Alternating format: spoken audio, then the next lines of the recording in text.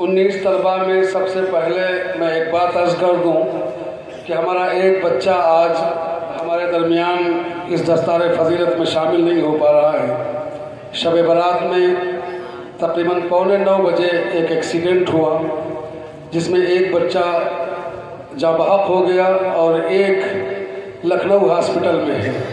आप हज़ार दुआ फरमाएँ, अल्लाह उसे जल्द अज जल्द शिफाए कामिला मुस्तमिला अता फरमाए।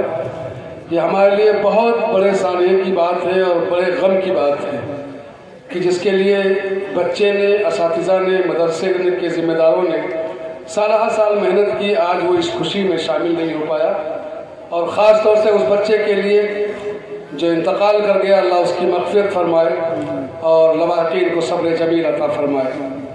वो लोग डॉक्टर से इजाज़त ले करके लखनऊ से निकल लिए थे। अभी फ़ोन आया कि मौलाना हम कमलापुर पहुँच गए हैं, हमारे बच्चे की दस्तार आज ही होगी। ये जज्बा है उस बच्चे का, उनके घर वालों का, अल्लाह बेहद कबूल फरमाए।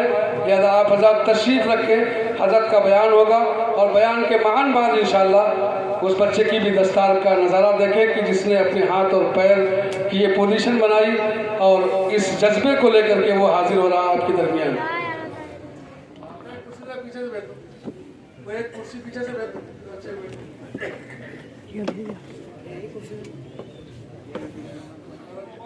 दुआ करो के लिए क्या करो।